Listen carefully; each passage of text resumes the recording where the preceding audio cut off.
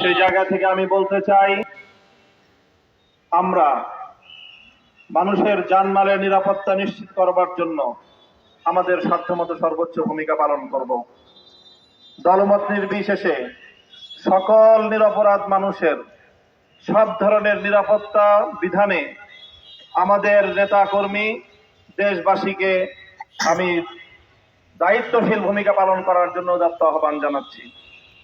বিশেষভাবে সংখ্যালঘু সম্প্রদায়ের সকল মৌলিক অধিকার সংরক্ষণ করবার জন্য এদেশের আলেম সমাজকে আমরা প্রথম দিন থেকে আহ্বান জানিয়েছি।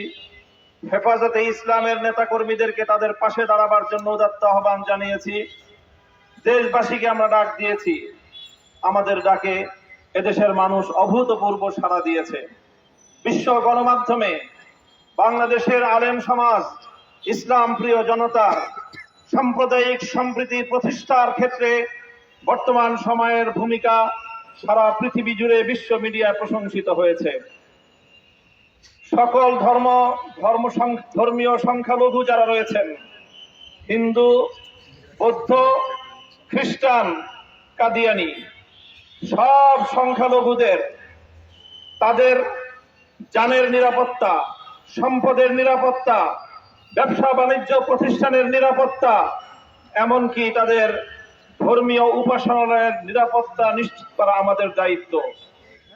বিশেষভাবে কাদিয়ানীদের সম্পর্কে আমরা বলতে চাই, কাদিয়ানীদেরকে আমরা সংখ্যালঘু বিশ্বাস করি। হিন্দু, বৌদ্ধ, খ্রিস্টানদের মতো কাদিয়ানীদের সমস্ত নাগরিক অধিকার শুধু বিশ্বাস নয়, আমরা নিশ্চিত করবার নিশ্চয়তা দিতে চাই। কিন্তু কাদিয়ানীদেরকে মুসলমান পরিচয় দিয়ে যদি এদেশের মানুষকে গেলাবার, এদেশে মুসলিম হিসেবে তাদেরকে প্রতিষ্ঠিত করবার কোন এজেন্ডা নিয়ে পশ্চিমা বিশ্বের কোন প্রতিনিধি যদি বাংলাদেশে কোন ঘৃণ্য নীল নকশা বাস্তবায়ন করার চেষ্টা করে, রক্তের মাধ্যমে সেই ষড়যন্ত্র আমরা প্রতিরোধ করবো ইনশাআল্লাহ। আমি আবারও বলছি, হিন্দু, বৌদ্ধ, খ্রিস্টান, কাদিয়ানি, অন্যান্য উপজাতি, ভিন্ন ধর্মাবলম্বীদের নাগরিক, ধর্মীয় সব ধরনের মৌলিক অধিকার, সংবিধান প্রদত্ত সকল অধিকার নিশ্চিত করবার জন্য এদেশের আলেম সমাজ অগ্রণী ভূমিকা পালন করবে। হেফাজতে ইসলামের পক্ষ থেকে সারা দেশের আলেম সমাজ, ইমাম সমাজ, মসজিদের লক্ষ কোটি মুসল্লিয়ানে কেরাম এবং ধর্মপ্রাণ মুসলমান ভাইদের প্রতি আমি আবারও দৃষ্টি আকর্ষণ করে উদাত্ত আহ্বান জানাই, আপনারা আপনাদের চলমান ভূমিকা অব্যাহতভাবে পালন করে যাবেন। সেই সঙ্গে বলতে চাই, অন্যান্য ধর্মাবলম্বীদের ধর্মীয় নিরাপত্তা যেভাবে নিশ্চিত করতে হবে, এদেশের সংখ্যাগরিষ্ঠ মুসলমানদের ধর্মীয় নিরাপত্তা একইভাবে নিশ্চিত করতে হবে। অন্যান্য সংখ্যালঘু ধর্মাবলম্বীরা যেমন তাদের ধর্ম পালনের নিরাপত্তা পাবে, সংখ্যাগরিষ্ঠ মুসলমানদের ধর্ম পালনের ক্ষেত্রে ছলচাতুরির আশ্রয় গ্রহণ করা হবে, সেটা দেশের মানুষ বরদাস্ত করবে না।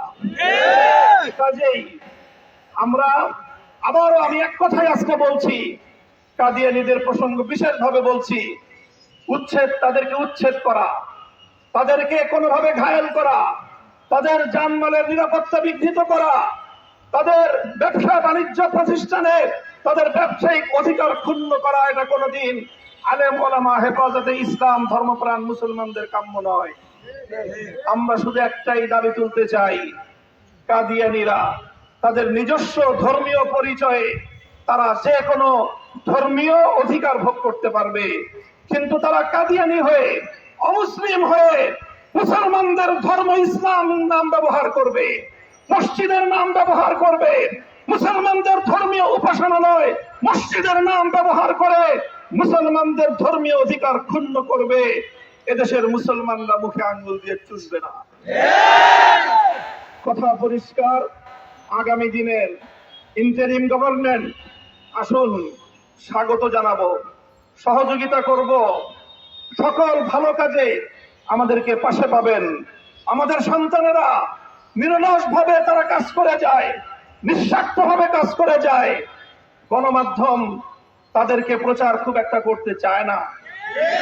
অ্যালার্জি আছে, এই সকল অ্যালার্জি গুলোর উপশম করেন।